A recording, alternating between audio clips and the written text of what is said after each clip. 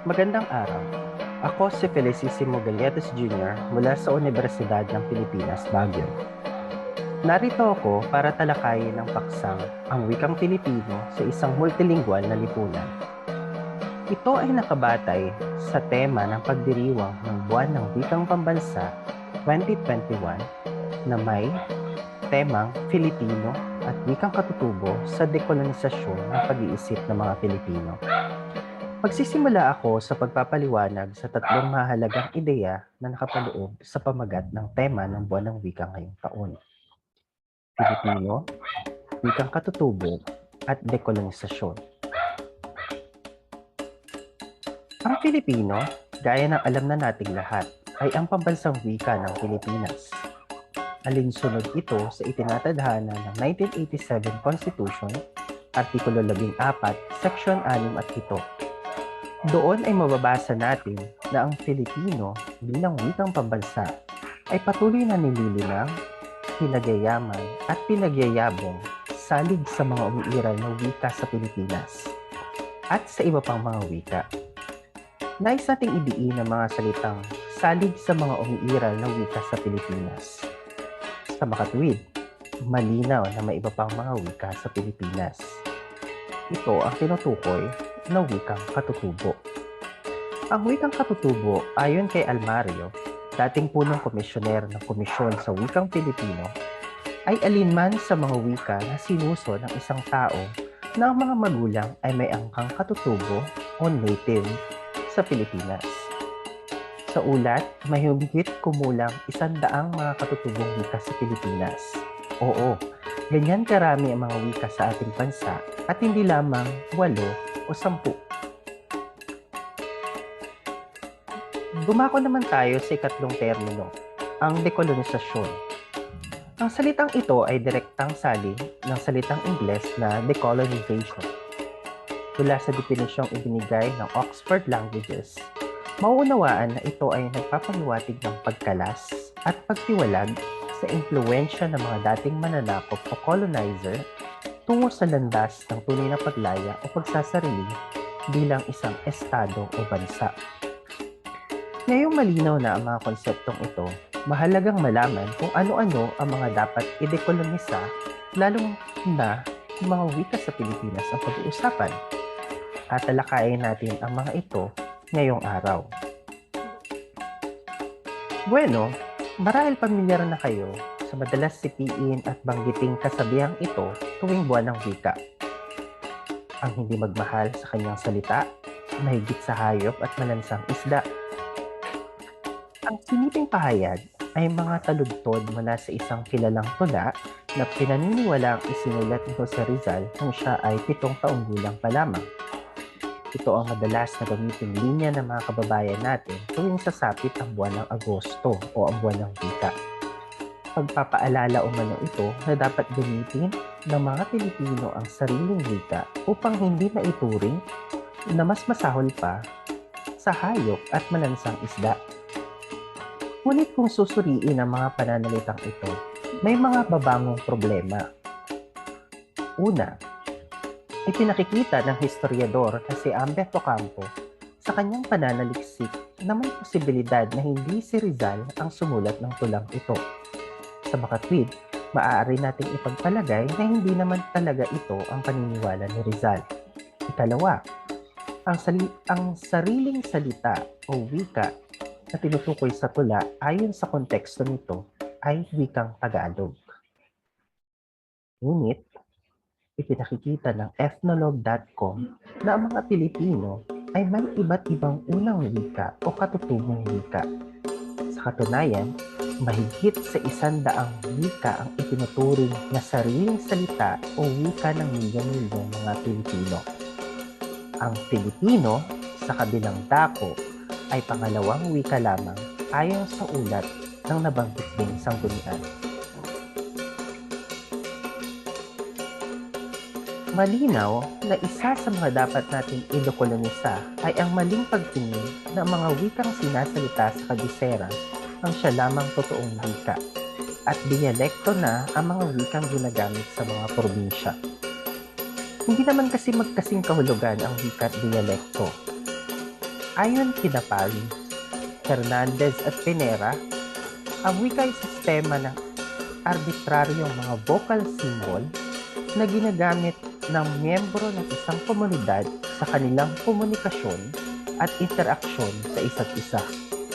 Ang isang wika, kung gayon, ay may sariling gramatika na naiiba sa iba pang mga wika. Totoo na ang isang wika ay instrumento ng komunikasyon ng isang tiyak na grupo. Sa Pilipinas, kadalasan nang ibinibilang ng isa ang kanyang sarili ayon sa wikang kanyang sinasalita. Kaya ang mga Tagalog ay nagsasalita ng Tagalog, ang mga Ilocano ay nagsasalita ng Ilocano o Iloco, at ang mga Bisaya ay nagsasalita ng Binisaya o Cebuano. Masasabi natin nagsasalita ng magkaibang wika ang dalawang tao kung hindi sila nagkakaintindihan o walang mutual intelligibility. Masasabi na magkakamag-anak ang mga wika sa Pilipinas, may kanya-kanyang katangian pa rin ang bawat isa. Halimbawa, maaaring hindi magkaintindihan isang Tagalog at isang Ilocano kapag nakita ang salitang isa.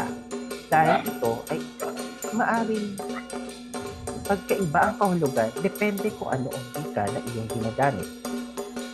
Para sa mga Tagalog, ito ay isang uri ng infeksyon sa balat. Ngunit para sa mga Ilocano, ito ay tumutukoy sa lakas o strength. Maaring ang magkapareho ang spelling at bigkas ng dalawang salita, ngunit nagmula ang mga ito sa dalawang magkaibang wika. Sa kabilang dako, dialekto naman ang tawag natin sa variety ng isang wika na nakadepende sa geographical na lokasyon nito. Iba ang Tagalog ng mga nakatira sa Maynila at iba rin ang Tagalog ng mga taga-Quezon. Kaya naman maaring magkalituhan kung ang isang Tagalog Maynila at isang Tagalog Quezon ay nag-usap at mabanggit ang paglalandi. Bagaman parehong Tagalog ang dalawang mananalita, iba ang kahulugan ng paglalandi sa isang taga-Quezon. Ito ay simpleng paglalaro ng tubig. Ngunit, para sa mga taga-Maynila, ibang uri ito ng pakikipaglaro. Kung susuriin ang pagpapakahulugan, malapit pa rin ang kahulugan ng dalawang salita. Dahil iisang wika pa rin naman ang pinagmulan nito. Sa makatwid, ang isang dialekto ay variety ng isang wika na naaapektuhan dahil sa lokasyon nito at bunga na rin ng pakikipagtagpo nito sa iba pang mga wika ng mga kalapit na lugar na maaaring ibang wika na ang ginagamit. Maaring iisang wika ang kanilang ginagamit, ngunit nagkakaiba ng punto o accent, o kaya naman ay tono sa pagsasalita. Depende kung saan sila nakatira. Sa kalimbawa, sa aking personal na karanasan, bilang isang Ilocano na nakatira sa Pangasinan, akala ko ay parte talaga ng wikang Ilocano, katagang balet o katumbas sa Tagalog na pero, sapagkat karaniwan ito nagagamit na makilala kong Ilocano Pangasinense. Ngunit nalaman ko na wala ang katagang ito sa mga Ilocanong taga Ilocos Norte at wala rin sa mga Ilocanong nakatira sa Baguio. Ito ay impluwensya ng isa pang wika na matatagpuan sa Pangasinan at yun ay Pangasinense.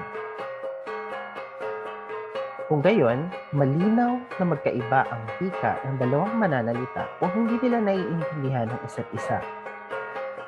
Kaya, kung babalikan natin ang popularang taludtod ng tulang nabanggit kanina, iba-iba ang sariling salita o wika ng mga Pilipino.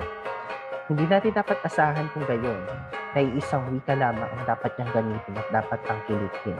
Kilala ang mga Pilipino sa pagiging bilingual o kaya ay multilingual pa nga.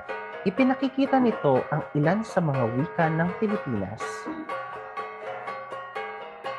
na may iba't ibang mga mananalita at iba't ibang grupong kinabibilangan.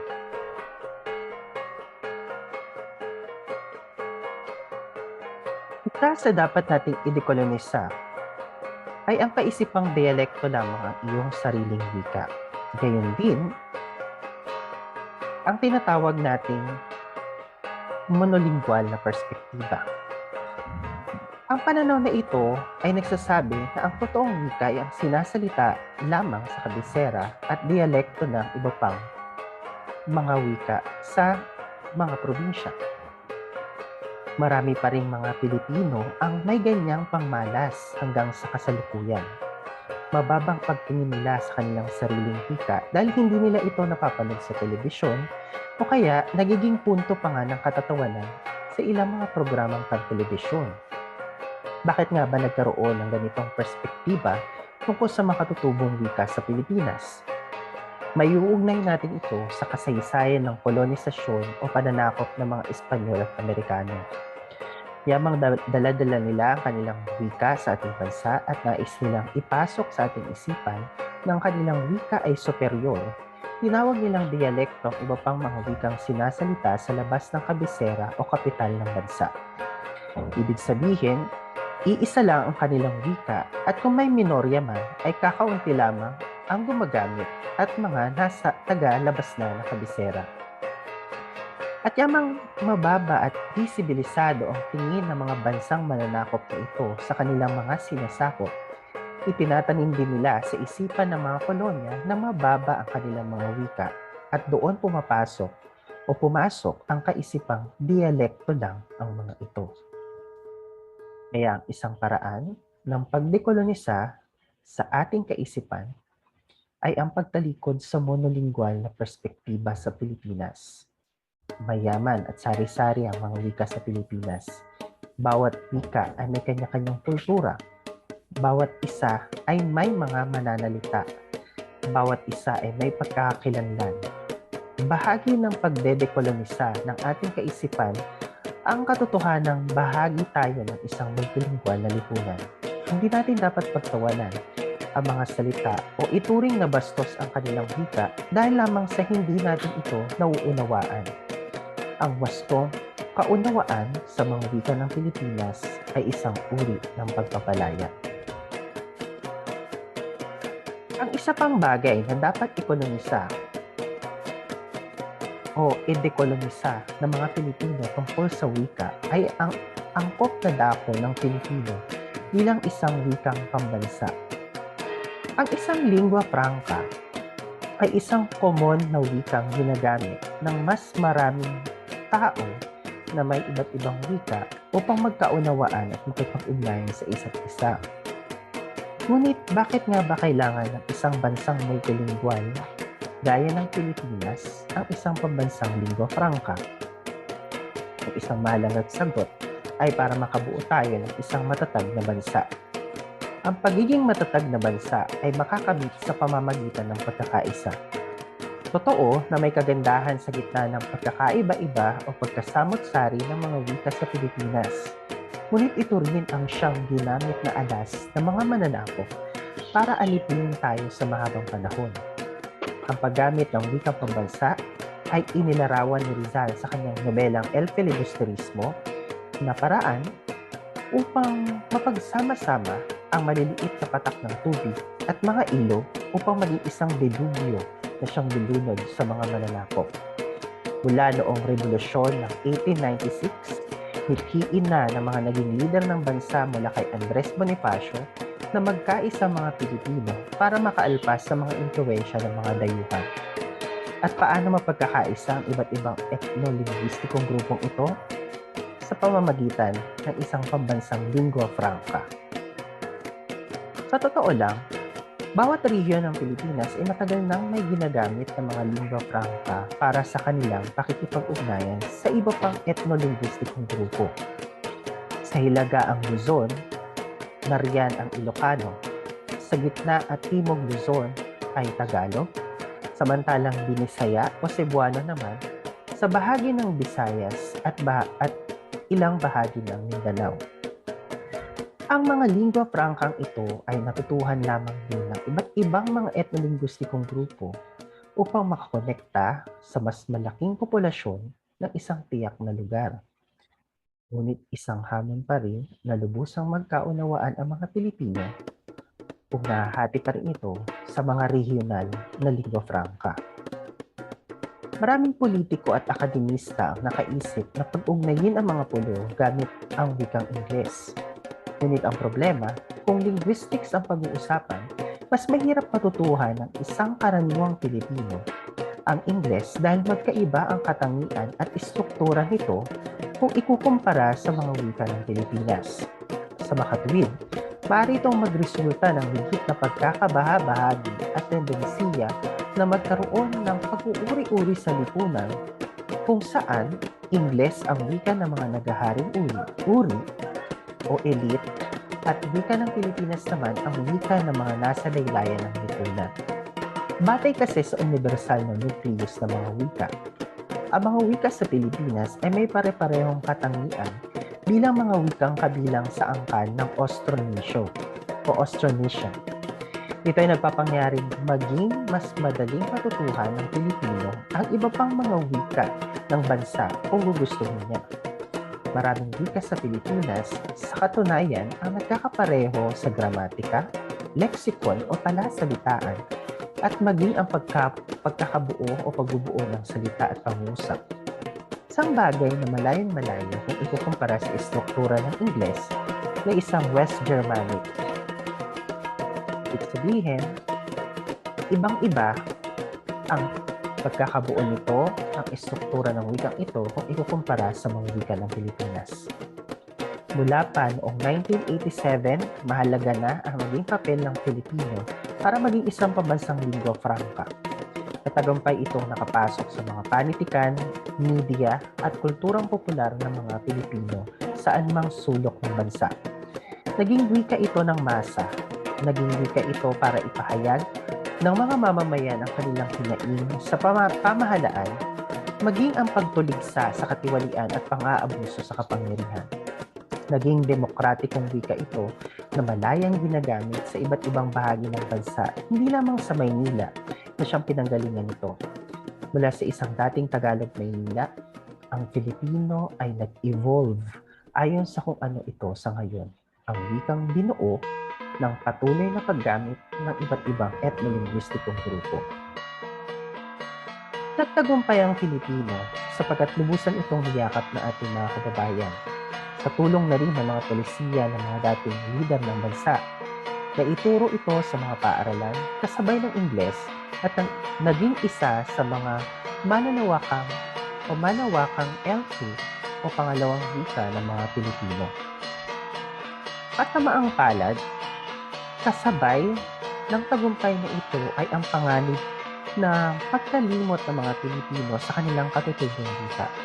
Yamang naiimpluwensyahan ng kaisipang kolonyal na ang wika ng kabisera o ang wika ng Maynila ay isang prestihiyosong wika. Imbis na maging lingua franca o tulay na wika ang Pilipino, ito ay pumalit sa wika ng marami. Lalo na ng mga nakababatang henerasyon. Isa pa, dahil sa malawakang migrasyon bunsod ng kahirapan, digmaan at pagpapalaya sa mga katutubo sa kanilang mga lupang ninuno, marami ang napilitan o di kaya ay pumiling hindi na gamitin ang kanilang wikang katutubo dahil sa pakiramdam nila ay hindi naman ito kailangan sa kanilang bagong tirahan. Matagal din panahon na naisantabi ang mga polisiya ng mga lokal na pamahalaan para palaganapin ang kanilang wikang katutubo. Itinuring ng iba na hindi nakakailanganin ang paggamit ng sariling wika, lalo na at hindi naman ito kailangan sa paghahanap ng trabaho. Ngunit tandaan na ang Pilipino ay nilayo na maging tulay lamang para mag-ugnay-ugnay iba't ibang mga pulo. Hindi ito nilayon para patayin ang iba pang mga wika sa Pilipinas. Kundi gunihin ang isang tulay na nagdurugtong sa iba't ibang malalaking isla. Ano kung ang mga islang ito ay iwanan ng mga residente nito at manatili na lamang sa tulay o lumipat na nga ng tuluyan sa ibang isla dahil sa tulay na inilaan dapat para sa pagpaparuot pa rito ng kultura at kaalaman. Kung gayon, mabibigo ang mithiin na maging isang tulay na nag-uugnay ang wikang Pilipino. Sa halip, magiging banta ito para sa ilang nagmamahal sa kanilang isla o sa kanilang katutubong wika at pakakamuhian na kanila ang tulay o tuluyan ng putulin ito. Kaya naman, isa sa dapat madekolonisa ay ang kaisipan na dapat nang tuluyang kalimutan ang iyong sariling wika at identidad, alang-alang lamang sa pambansang identidad. Patibayan natin ang kanya-kanyang wika at makibahagi sa pagpapaunlad at pagpapayabong sa mga ito.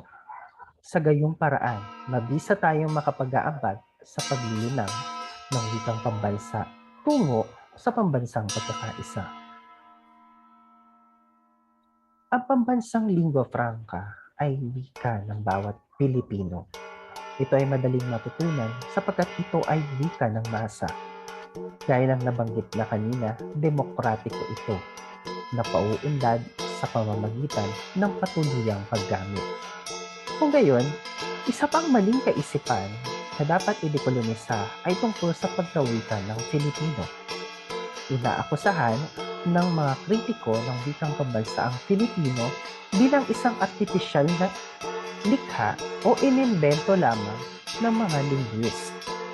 Ang ganitong kaisipan ay naglalayong tanggalan ng kredibilidad ang Filipino bilang wika nang sa gayon ay maiangat ang Ingles. Masasabi natin na nag-ugat ang ganitong kaisipan dahil sa loob ng ilang panahon, may mga lider pang wika na nagsikap na gawing purong Tagalog ang Filipino. Katira ng ilan, Tagalog pa rin naman ang ubod nito at ito pa rin naman ang wika ng Kamaynilaan. Naging dahilan ito para maging isang dayuhang wika ang tingin ng maraming Pilipino sa wikang nabuo. Naging artipisyal ito sa diwa na naging pilit ang pagbuo ng mga salita para lamang masabing may sariling identidad at orihinalidad ang wikang ito. Ngunit nakalimutan nila na ang wikang Filipino ay malayang nagbabago ayon sa paraan ng paggamit ng mga mananalita nito. Ito ay dapat na maging malaya at mapagpalaya. Hindi ito dapat na nakakahon sa iisang pamantayan, lalo na at nananatili ang katotohanan na ito ay lingua franca o tulay na wika ng isang multilingual na lipunan. Natural na umaangkop ito sa lugar kung saan ito sinasalita. Natural na pinauunlad ng mga mananalita nito sa isang tiyak na bahagi ng bansa. At yamang ang istruktura ng Pilipino ay nakaayon sa istruktura ng wika batay sa universal na nucleus ng isang tiyak na etnolinguistikong grupo. Ibig sabihin, ang Filipino ay hindi lamang pagmamay-ari ng isang tiyak na lugar o region. Ito ay pagmamay-ari ng bawat Pilipino. Kaya natural at normal lang na ang paraan ng pagsasalita ng Filipino ng mga Ilocano ay iba sa paraan ng pagsasalita ng mga taga-Maynila. Idekolonisa natin kung gayon ang kaisipan na mali ang paraan ng paggamit ng Filipino ng mga nasa probinsya dahil lamang sa ito ay naiimpluwensyahan ng kanilang katutubong wika. Utak kolonyal ang gawing katatawanan ang mga ito at ituring pangang diwasto.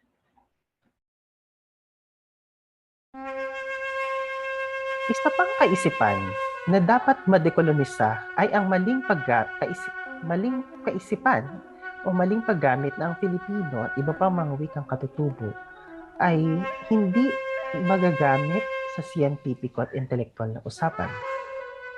Kaya naman, karamihan ng mga pananaliksik para sa ikabubuti ng lipunan at ng mga mamamayan ay nakasulat sa wikang Ingles dahil ito umano ang wika ng siyensya at teknolohiya. Ang gayong maling kaisipan ay utak kolonyal sapagkat nagiging dahilan ito upang ang ating karunungan at kaalamang bayan ay mas unang mapakinabangan ng mga kapitalistang bansa dahil ito ay nasa sarili na nilang wika. Naging matayog ang tingin ng mga Pilipino sa mga karunungang dapat ay alam nila dahil ito ang paraan ng kanilang kabuhayan at pamumuhay.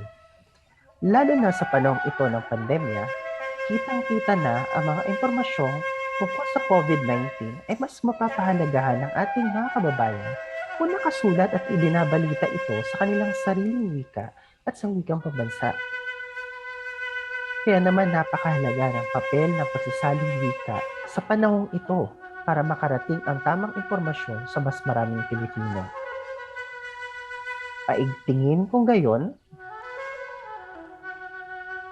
ang mas marami pang paggamit ng Filipino sa mga diskursong pambansa hindi lamang sa pamamagitan ng trolling at paglaganap ng fake news.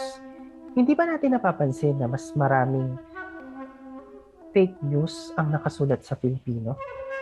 Iyon ay dahil sa layunin na nais ng nagpapalaganap nito na mas marami ang nakabasa at mas marami ang malinlang.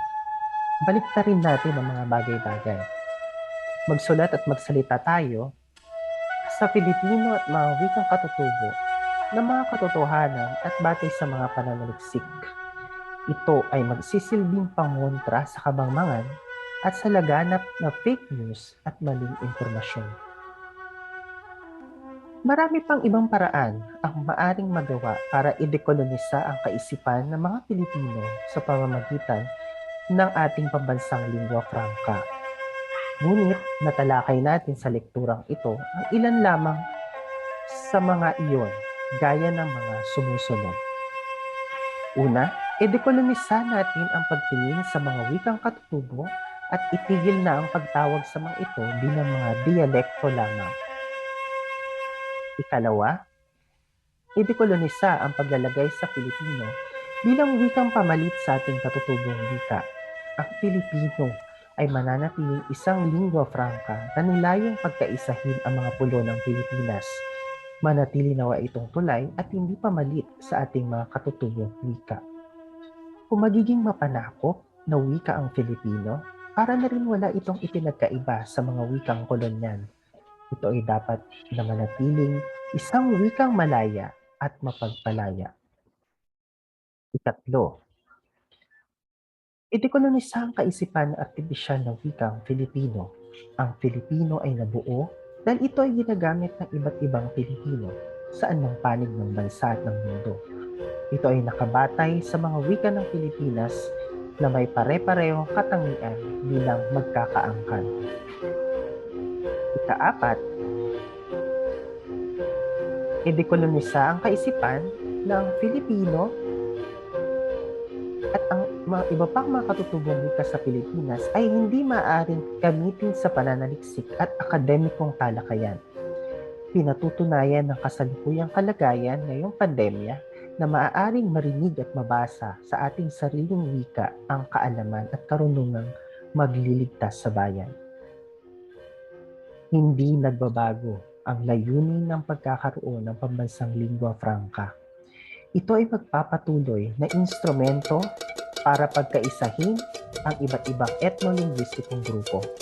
Ito ay mananatiling wika ng malayang mamamayan tungo sa tunay na pagpapalaya sa bayan.